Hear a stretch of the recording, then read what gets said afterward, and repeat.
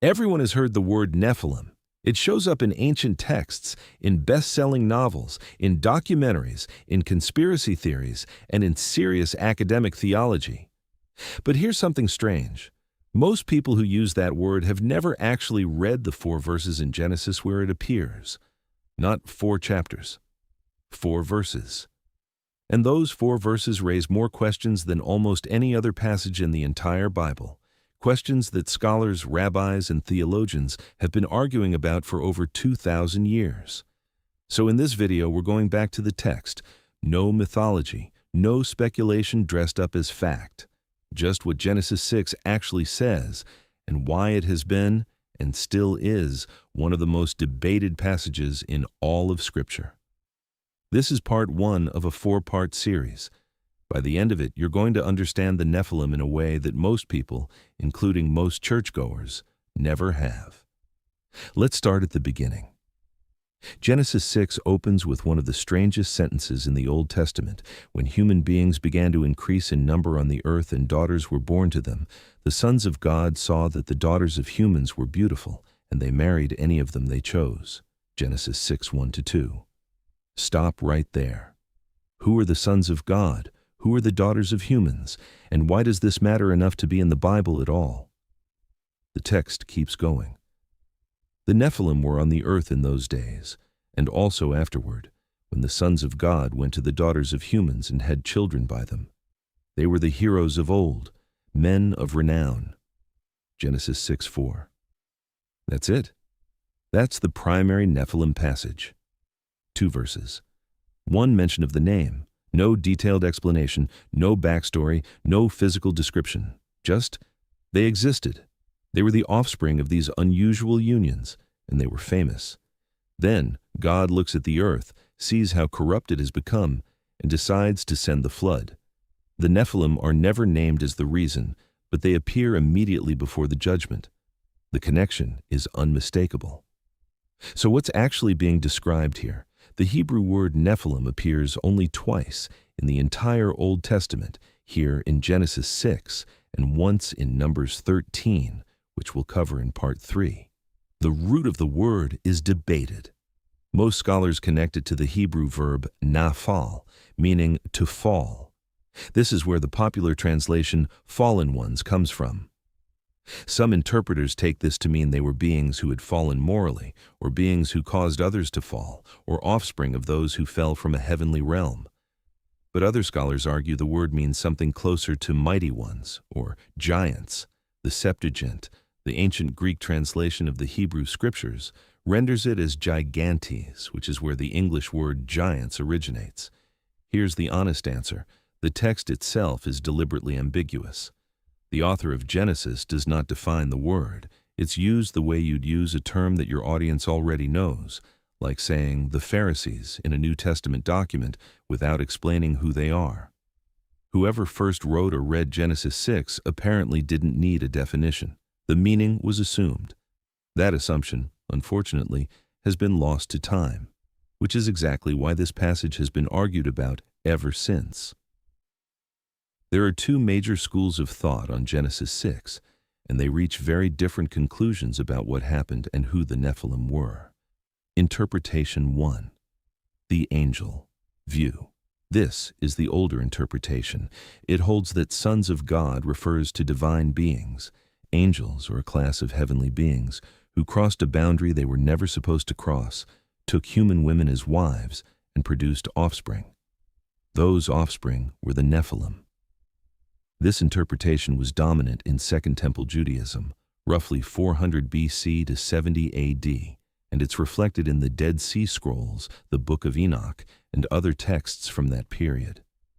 It's also echoed in the New Testament in Jude, verse 6, and 2 Peter 2:4, which both reference angels who did not keep their proper domain and were subsequently imprisoned. The phrase, sons of God, in Hebrew, Bene Ha-Elohim, appears in other parts of the Old Testament, particularly in Job chapters 1 and 2, where it clearly refers to heavenly beings, not humans. That linguistic parallel is one of the strongest arguments for this view. Interpretation 2. The Sethite view. This interpretation emerged later, primarily through early church fathers in the 3rd and 4th centuries AD, and it became the dominant view in many Christian traditions. It holds that sons of God refers to the righteous line of Seth, Adam and Eve's third son, while daughters of humans refers to the line of Cain. The forbidden union, in this reading, is simply godly men marrying ungodly women. The Nephilim, under this view, are simply powerful and violent humans, warriors, tyrants, men who built their reputations through conquest. The appeal of this view is that it avoids the idea of supernatural beings interbreeding with humans, which many readers find difficult. The problem's that it doesn't fit the text particularly well. Nothing in Genesis 6 introduces a Sethite-Cainite distinction, and the phrase Bene Ha Elohim, sons of God, is not used anywhere else in the Old Testament to refer to ordinary humans. The oldest manuscripts in the Second Temple Jewish tradition overwhelmingly favored the angel interpretation. That doesn't settle the debate, but it does tell us what the first readers of this text understood it to mean. Here's something worth understanding. Genesis 6:1-4 was not a minor footnote in ancient Jewish thought. It was one of the most discussed and most troubling passages in all of Scripture. Why? Because it raises a question that cuts to the heart of the biblical worldview. If God created the heavens and the earth and declared it good, how did it go so wrong so fast? Genesis gives us the fall of Adam and Eve in chapter 3. By chapter 6, the earth is so corrupt that God is about to destroy nearly all life on it. What happened in between? The Nephilim passage is the biblical answer.